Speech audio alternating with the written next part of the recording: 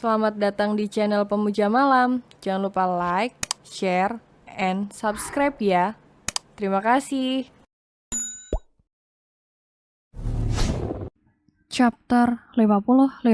Sudah cukup dewasa untuk hamil. Syahla, Anggika keheranan ketika melihat sahabatnya sudah berdiri di depan pintu apartemen mereka. Kok, lo udah pulang? Katanya mau 2 minggu.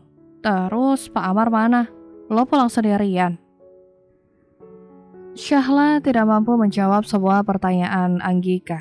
Ia malah memeluk sahabatnya itu sambil menangis terseduh-seduh. Anggika sebenarnya masih tidak memahami apa yang terjadi. Banyak pertanyaan yang berputar di kepala, tapi rasanya belum tempat untuknya bertanya sekarang. Maka yang bisa ia lakukan hanyalah mengelus-elus punggung Syahla untuk menenangkan. Berharap hiburan kecilnya dapat meringankan rasa sakit hati sahabatnya itu. Pak Amar selingkuh? Lo yakin? Tanya Anggika setelah tangis Syahla reda dan akhirnya menceritakan semua kejadian di Amerika. Masih sambil mengelap air matanya, Syahla menganggukkan kepala. Aku gak tahu apa yang sebenarnya terjadi. Tapi aku lihat dengan mata kepalaku sendiri, Mas Amar mesra-mesraan sama cewek seksi itu. Deket banget gih, pangku-pangkuan, siapa yang gak marah coba? Anggika menghela nafas berat. Lo udah dengar penjelasan Pak Amar? Syahla tertegun sejenak, lalu ia menggelengkan kepalanya. Belum, aku udah terlanjur marah, jadi aku bilang mau langsung balik ke Indonesia. Aku juga spontan bilang sama dia, aku minta cerai. Mata Anggika terbelalak mendengar kalimat terakhir Syahla. Lo udah gila ya, lo pikir cerai semudah itu? Lah, jangan gegabah deh. Lo kan belum dengar penjelasan Pak Amar. Iya, Anggi. Aku juga nyesel udah ngomong kayak gitu. Tapi kalau kamu jadi aku, apa kamu bisa terima gitu aja? Kamu tahu kan, di sini aku mati-matian jaga jarak sama cowok manapun. Tapi di sana dia malah senang-senang sama cewek bule. Anggika terdiam. Ia memang tidak bisa menyalahkan Syahla sepenuhnya. Kalau saja dirinya yang berada di posisi Syahla saat itu, ia pasti akan melakukan hal yang sama. Ya udah, sekarang menurut gue lebih baik kalian saling jaga jarak dulu. Gue tahu LDR itu berat, apalagi jaraknya sejauh Indonesia Amerika. Tapi ikatan pernikahan kan gak sesederhana pacaran lah. Gue harap kalian berdua bisa menemukan solusi dari masalah-masalah kalian.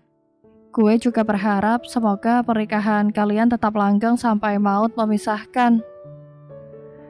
Iya, Anggi, makasih. Sebenarnya aku juga gak sungguh-sungguh waktu bilang mau cerai. Aku cuma tersulut emosi waktu itu. Tapi sekarang aku lagi gak pengen ngomong dulu sama Mas Amar. It's okay, gue ngerti kok. Sekarang lebih baik lo istirahat dulu ya. Lo pasti capek.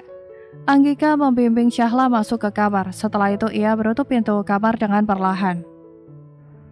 Sementara di dalam kamarnya, Syahla merebahkan badan di atas kasur sambil memandang langit-langit kamar.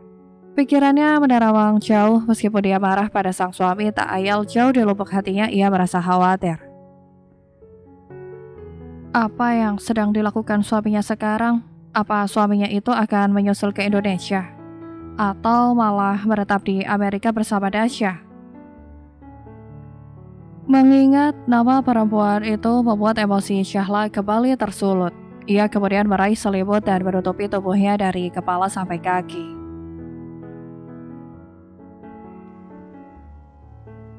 Syahla, Dian melambaikan tangannya pada Syahla yang baru memasuki area kafe. Syahla tersenyum dan balas melambaikan tangan.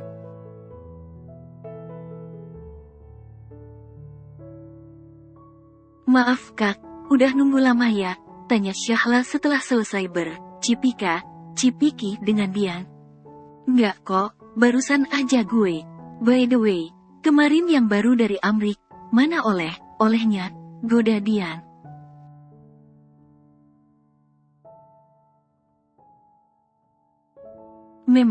mereka berdua masih sering saling kontak sejak penerbitan novel pertama Syahla.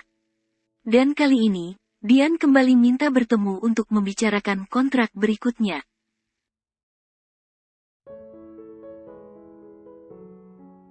Sorry kak, nggak sempet beli oleh-oleh. Soalnya, sebenarnya aku pulang nggak sesuai jadwal sih. Syahla merasa tak enak hati.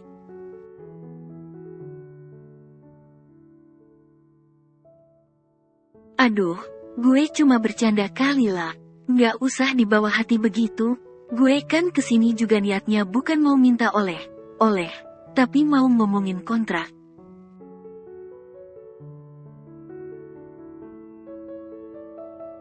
Oh iya, sebelum masuk pembahasan itu, kita makan dulu ya.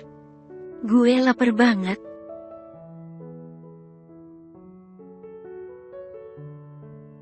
Syahla menganggukkan kepala setuju. Dia memang lumayan lapar karena beberapa hari ini nafsu makannya berkurang drastis.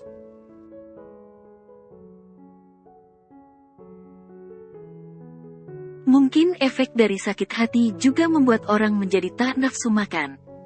Dian kemudian memesan ikan bakar untuk dirinya sendiri dan nasi goreng untuk Syahla.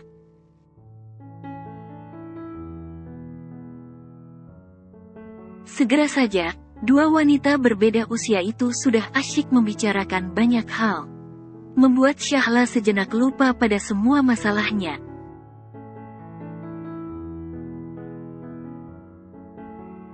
Memang hanya sejenak, karena setelah kembali lagi ke apartemen, ia merasakan kekosongan di hatinya. Perasaan sedih yang masih tertinggal di hati kembali menyeruak, membuatnya mau tidak mau harus menahan air mata sekuat tenaga.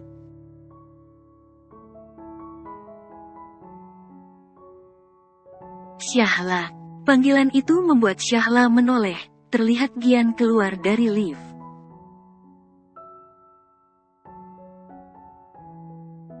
Aku dengar kabar kalau kamu sudah pulang, tapi aku belum ketemu kamu sama sekali. Ternyata kita malah ketemu di sini.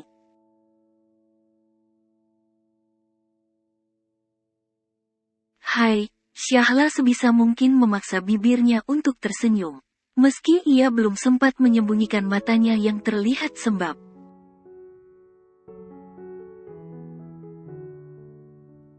Hai juga, kok kamu udah pulang? Bukannya waktu itu pamitnya 2 minggu ya? Iya, aku ada urusan mendadak di sini, jadi pulang lebih cepat. Jawab Syahla mengarang alasan.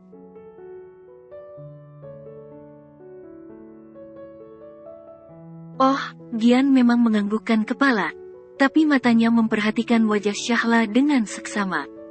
Nggak ada apa kan?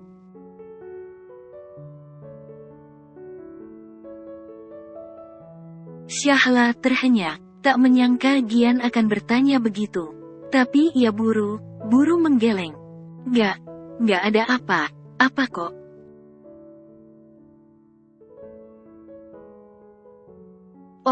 Syukur deh kalau gitu. Ya, terus Marla gimana nih? Mau dijemput sekarang? Yah, padahal Marla barusan aja akrab sama Mili dan Ciko. Mili dan Ciko adalah nama kucing Gian.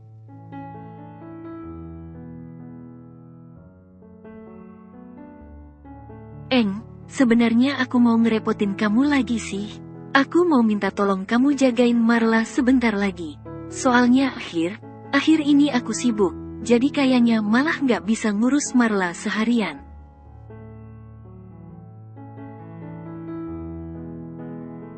Oke, nggak masalah kok. Gian menganggukkan kepala. Laki itu sebenarnya merasa aneh dengan ucapan Syahla. Tentu saja, karena Gian melihat sendiri bagaimana Syahla memperlakukan Marla sudah seperti anaknya sendiri.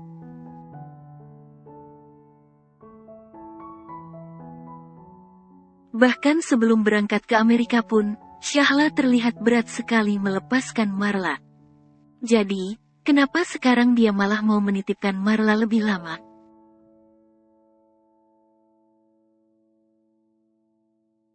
Pasti ada yang aneh, batin Gian di dalam hati. Sependapat dengan Gian, Anggika juga turut menyadari kalau sahabatnya itu mulai terlihat aneh.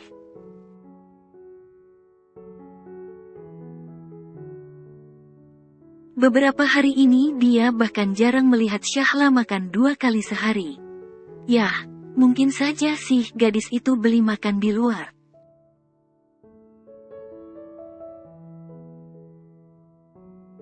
Apalagi akhir ini Syahla memang sedang disibukkan dengan rencana peluncuran novel barunya. Tapi, kenapa Anggika merasa badan Syahla semakin kurus?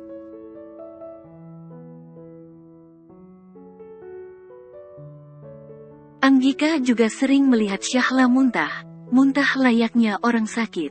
Tapi setiap kali dicek, gadis itu tidak demam. Lebih anehnya lagi, Syahla juga bilang kalau dia merasa mual setiap kali mencium bau parfum atau aroma yang sedikit menyengat.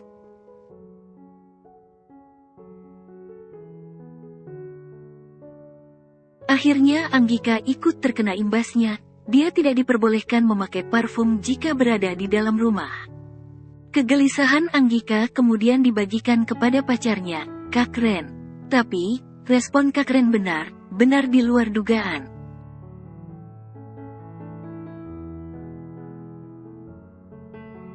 Aku yakin dia hamil, ucap Kak Ren tegas. Nggak ada lagi alasan lain yang masuk akal dari itu.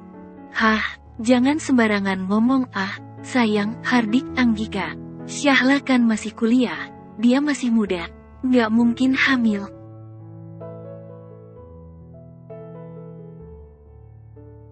Kak Ren menghela napas panjang. Sayang, Syahla itu sudah 20 tahun, sudah cukup dewasa untuk hamil. Lagian, Syahla kan juga sudah punya suami. Jadi, malah lebih nggak aneh lagi kalau dia hamil.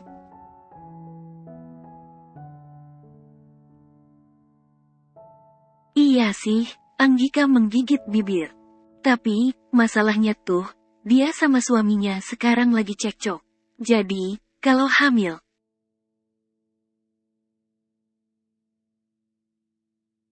Ya malah bagus dong, justru karena hamil itu malah bisa bikin mereka baikan. Iya enggak? Anggika memandangi wajah pacarnya yang menunjukkan ekspresi yakin 100%. Meski yang dikatakan Kak Ren masuk akal. Tapi masa sih Syahla beneran hamil?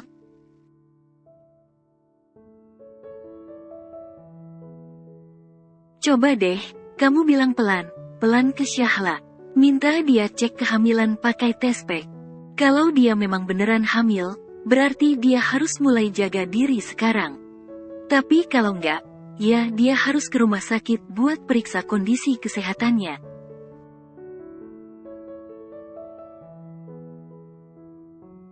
Anggika mendengarkan ucapan Kak Ren dengan seksama.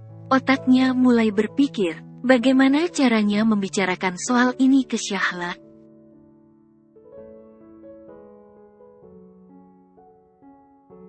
Sampai di apartemen, Anggika dibuat terkejut dengan Syahla yang terduduk lesu di atas sofa.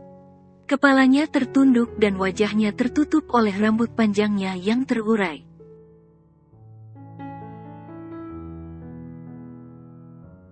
Lah, Anggika mendekat takut. Matanya melirik ke arah kaki Syahla, memastikan kalau wanita yang ada di depannya itu benar manusia dan bukan makhluk tak kasat mata.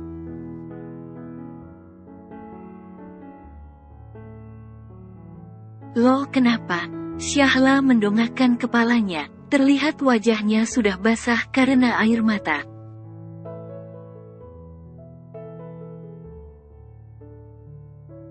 Anggi, kenapa? Anggika panik.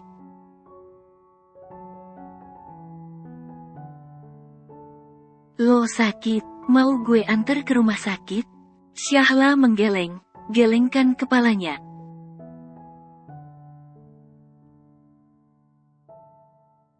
Aku harus gimana Nggi? Aku. Anggika menunggu Syahla menyelesaikan ucapannya dengan jantung berdebar.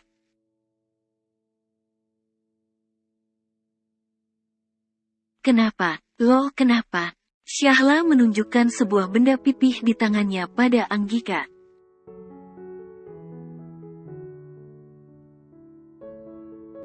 Aku hamil Nggi. Anggika terbelalak. Ia menerima alat tes kehamilan yang diberikan Syahla dengan tangan bergetar.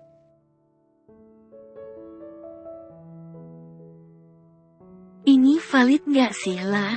Lo udah coba berapa kali? 3 kali. Pagi kemarin, kemarinnya lagi, dan pagi ini. Semua hasilnya positif. Sekarang aku harus gimana, Nggi?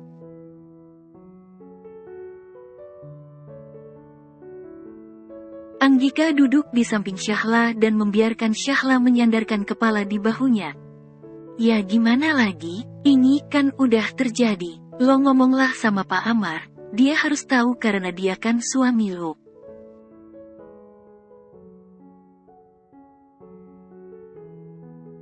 Tapi, aku takut, Nggi. Takut kenapa, La?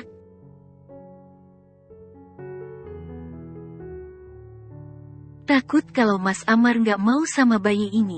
Gimana kalau misalnya Mas Amar malah menceraikan aku, seperti yang waktu itu aku bilang ke dia.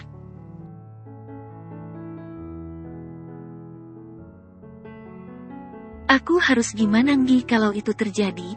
Aku sama anakku gimana? Syahla mulai menangis lagi. Syahla, hei, lihat aku, Syahla. Anggika terpaksa meninggikan suara agar Syahla menatapnya.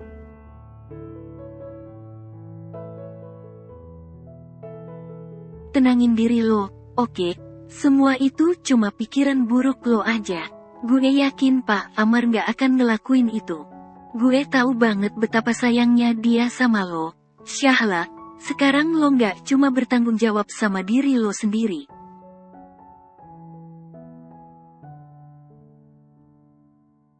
Ada manusia lain yang ada di dalam perut lo. Kalau lo sedih, bayi lo bisa ikut sedih. Lo gak mau kan bayi lo jadi sedih?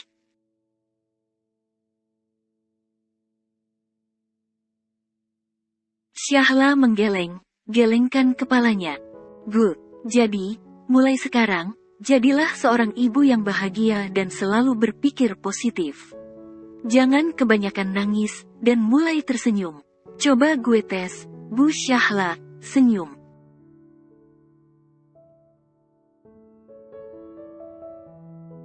Syahla menatap Anggika dengan napas yang masih tersendat akibat sisa tangisnya. Lalu dengan perlahan, ia mulai menaikkan sudut bibirnya, menunjukkan senyuman tipis.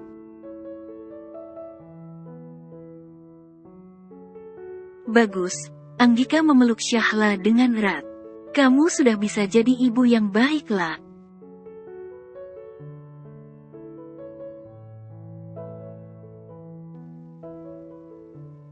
Syahla terpekur di atas kasur sembari melihat layar handphone di tangannya. Beberapa kali ia mencoba mengetik sebuah kalimat, tapi kemudian dihapus kembali.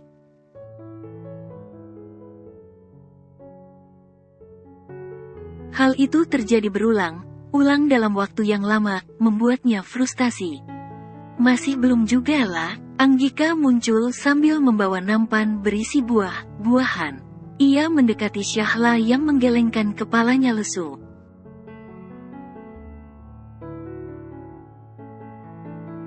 Aku belum siap menerima resikonya, Nggi. Anggika menghela napas panjang.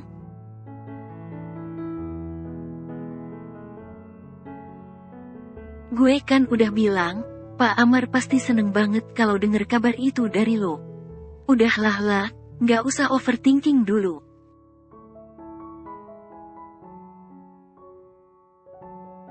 Tapi kan, Syahla menjeda ucapannya sejenak, kemudian ia menatap Anggika dengan wajah menahan tangis. Kenapa sampai sekarang Mas Amar nggak menghubungi aku sama sekali?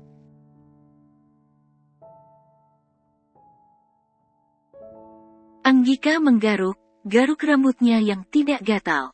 Sebenarnya, ia tahu kenapa suami sahabatnya berbuat seperti itu.